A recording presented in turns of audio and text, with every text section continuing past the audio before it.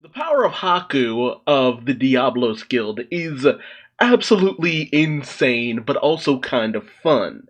Very reminiscent of Sugar from One Piece, who had the Hobby Hobby no Mi, where she could turn any object she touched, well, any person she touched, into a toy. And so Haku honestly is even more powered than that. Whereas he's able to just point at you and you turn into a plush doll. Instant plushie. Now, what this power could be, we're never given an explanation for that. We kind of jump all over the place during the course of this storyline. As Haku goes from transforming Lucy, and it's funny too because Happy tells Natsu not to underestimate him because he said he's part of the Dark Dragon Slayer Knights. So it's just like, dude, he's on the same level as Suzaku, so he must be powerful. And when Natsu tries to dismiss that, he's just like, dude, we've met a lot of people who are tiny but strong. And when Natsu thinks about Mavis, Panther Lily, Markarov, it's just like, yeah, no, never underestimate the chibi. As Haku just, with a point, transforms both Natsu and Happy into plushies. And while Natsu immediately wants to retaliate, Haku's just like, fire? Yeah, no. Dude, don't use fire as a plushie. You will burn to cinders in an instant. But that cues in Lucy that they can still use magic even though they're plushies. So, still having her little plushie keys, Lucy opens up the Gate of the Maiden for Virgo, who also is a plushie. So it's like you open the plushie gate, you get the plushie celestial spirit, apparently. Which, I mean, look, if that's how the rules work, you might as well stay consistent with them. I mean, Lucy has plushie keys, so why not? And I must admit, Haku is just kind of adorable. Like, it's not even coming off like the little guy has any kind of malice behind him or anything like that. He's just having fun. That's it. He's just having fun. Now, how he came to be underneath the Diablos Guild, that feels like a story in and of itself. Because it's just like, cutest innocent little kid points at you, turns you into a toy. It's like the episode of The Twilight Zone, basically. Like, I have to wonder if there's some kind of condition that can allow you to just negate Haku's ability, because it's just like, if he just point and turn you into toy, he's unstoppable. But that's neither here nor there. Lucy tries to get Virgo to use her magic to potentially dig a hole out of there, but even Virgo can't dig through the floor. And while initially I'm just like, well, she can't dig because she's a plushie, I'm just like, oh wait, no, digging is her magical special ability. And Haku kind of reinforces that by saying the walls, the floor, everything around the labyrinth is just oddly impenetrable. So it shows that Haku does have a little bit of knowledge. He's not oblivious, cute little kid or anything like that. And it's funny too because Haku is just like, maybe the person who made the labyrinth wants us to enjoy it. Which makes me wonder, is there some kind of weird truth to that? Or is this just Haku being optimistic? He's a fascinating character, I must admit. You don't normally get villains, quote unquote, be this kind of pure almost? I don't know, maybe going forward we'll see Haku has a malicious side or a very devious side, but it's just interesting that we're not getting that from the onset. Meanwhile, we cut over to Suzaku, who is absolutely lost. He's caught up in the maze, he's seeing little markings he's put on the wall, and it's just like, I've been here before. Oh god! Oh god! And so he's just lost. He's completely lost in the woods. Meanwhile, cut over to Wendy and Panther Lily, who are just getting all the traps. Like, the way that they've gone is oops, all traps. There is nothing but obstacles like boulders, pitfalls with spikes, shit trying to crush them, flame walls. Like, it is the literal gauntlet. And they're the first to encounter the creatures of the labyrinth. These kind of indestructible, like, block monsters who go chasing after them. We also see that Urza and Gray have also encountered them, as well as Carla and Gajeel. So it's not just, Fairy Tail versus Diablos. It's Fairy Tail Diablos versus the creations of the Earth God Dragon or something along those lines. Very interesting. We also see that the two members of the Diablos Guild, Kyrie, who we're very familiar with, is with another of the knights, Misaki, who is the Azure Dragon. And it's interesting because Kyrie also calls her Big Sis, like Nissan. But it comes more from the fact that it feels as though Kyrie thinks of her as her kind of big elder sister in a kind of admiration standpoint rather than actual familial bond. Or it could be that they're actually family. But I don't know, Kyrie feels like the kind of person who only respects someone who she deems stronger than her. Not just because they're family. And Kyrie, she is struggling to take down these monsters because no matter how much she cuts away at them, nothing happens.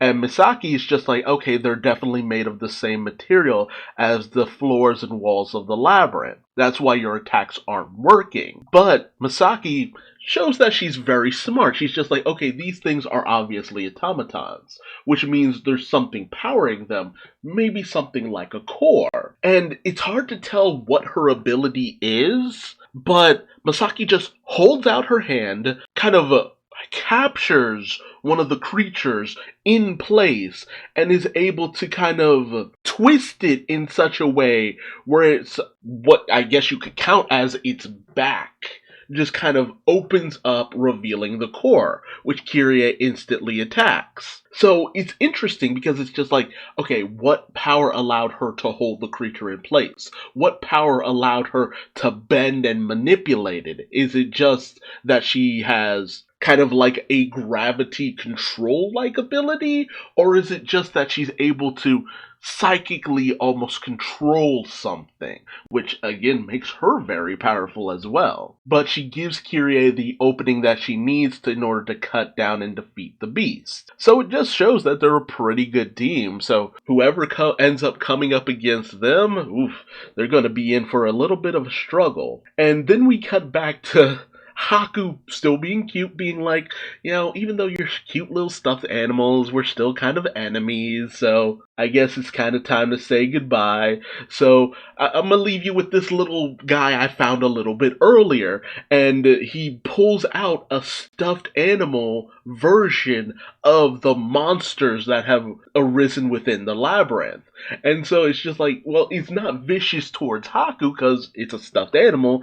It's still kind of vicious towards Natsu, Lucy, and Happy. So Haku just kind of leaves them to their fate. So it's just like, it shows that Haku, while he's kind of a nice kid, he's also not fucking playing around. So there's that, if nothing else. So Lucy, Natsu, and Happy end up in a little bit of a bad spot, and Haku's just like, it seems like I kind of beat them? Maybe I'll get praised. So it's just like, to a technical degree, he kind of did beat them. Meanwhile, Celine and Mikage are still just hanging out, watching everything that's going on. Mikage's just like, oh god, Fairy Tail is kind of in the shit. And Celine, I guess kind of being generous, is just like, well, they've kind of dropped out, but I wouldn't say they're completely out of the game. There's still the potential for them to make a bit of a comeback, as they're not technically defeated. So, good on Celine for at least trying to be fair, but Mikage's just like, but that still makes it 5 against 7. But then she's just like, oh no, not quite, as we then smash cut to Scullion Raider and Mad Moral being completely defeated on the floor. Like, completely wiped out, which kind of sucks because we saw that they were a little bit of a match for, Natsu previously. They're not really slouches. It's just that in the lottery of opponents, they came up against the solid brick wall called Laxus. And it's just like, oof, yeah. Oh man, that's the one that, yeah, no. You managed to get brownie points from me for still managing to be alive after facing off against Laxus. And Celine, she's actually kind of impressed. It's just like, ah yes, he's the contender for the strongest member of Fairy Tail. So we're in for something fairly interesting. As we then see that Kieran, who Celine knows is the contender for the strongest in the Diablos Guild, has arrived on the scene. So, strongest versus strongest. I'm not too disappointed that Scullion Raider and Mad Moral, or Mad Mole, whatever, were kind of taken down because we've seen how capable they can be. They're not like weak by any stretch of the imagination, but it's just like we got new characters on the scene. We've seen Mad Mole and Scullion do their thing previously. They're pretty good, but I mean, if there was ever a time to show off the strongest members of Diablos, this is the time before they potentially kind of end up drifting into the background going forward. And that ends the chapter. So it really does continue the question. Like, we've seen the capabilities of Suzaku, and I mean, he still feels like a wall to overcome. And the fact that there are three more people on Suzaku's skill level who have shown that they have these weirdly strong abilities. At least two of them have, Haku and Misaki. It's just like, okay, these are adequate challenges for the Fairy Tail Guild to overcome. Although I'm still questioning, how did these guys end up falling under George Raisin, or Ryzen, whatever, dead guildmaster guy who doesn't quite matter anymore. I am wondering why these guys came under George, because George just didn't strike me as someone who would assemble people out of the goodness of their heart, but these mages feel very distinct. Like, they don't come off as sinister, vindictive, evil. No, not even remotely. I mean, Kyrie, yeah, kind of. She's the most vicious out of the lot of them, but I mean, the Scullion Raider is, I mean, he's kind of sinister, but I think that's just his aesthetic. Mad Mole is very easygoing for the most part.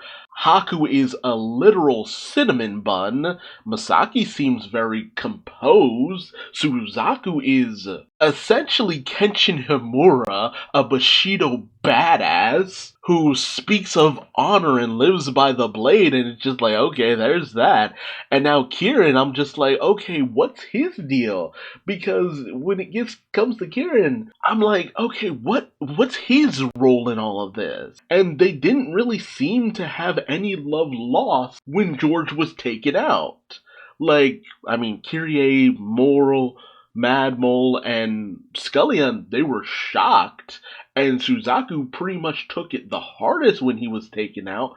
But everyone else is just kind of like, well, nah, what can you do? Moving on. So I'm wondering, like, once all of this is said and done, will they continue on with Celine? Will Celine end up dead?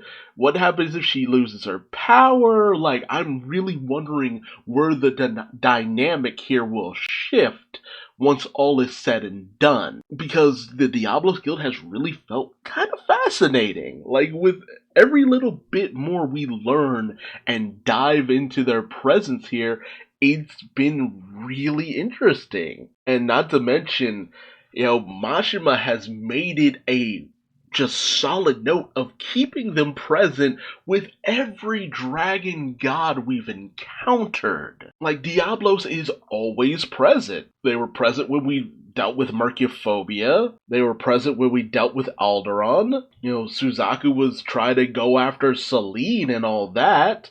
And now the entirety of the Diablos Guild is present for the whole situation with Dramaga, or Daramag. So I'm wondering, will they still be relevant once our heroes go after Ignia and Vernus and whatever other dragon god might come about? Because of what the dragon gods are based off of, we have six of the five dragon gods, and they're based off of the 7 days of the week.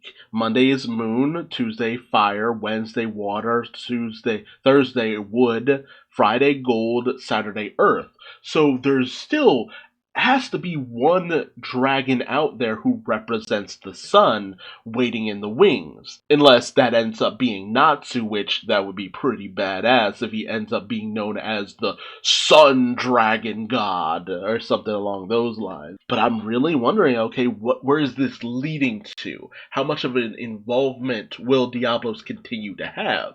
Because having a consistent adversary throughout all of this has actually been kind of fun to me. So let me know your thoughts in the comment section below. What do you think about the Diablos Guild's Dark Dragon Slayer Knights? How do you think Haku's ability can be overcome? What do you think is the power of Masaki? And will Kirin actually be a match to Laxus? It's been a hot minute since we've seen Laxus just really throw down. And much like the Dragon Gods, what the Dark Dragon Slayer Knights are based off of, they're missing one, the Black Tortoise. So it feels like there's still a bit of a mystery abound, as there's a dragon god that's missing from the connections to real world mythology for the dragon gods, and there's a missing member of the Dark Dragon Slayer Knights that tie into the real world mythology that they're based off of. So I get the feeling that we will continue to have them present going forward in the story. And I have to question, are you okay with that? Are you getting a little bored of their presence? Or do you feel like they're only just starting to get interesting, especially now that they've become associated with Celine? Again, let me know your thoughts in the comment section below. If you like this video, please like, comment, subscribe, and hit the bell icon for notification. And until next time, I've been Duuz-Diz-Din, and I'll see you on the next quest. Bye-bye.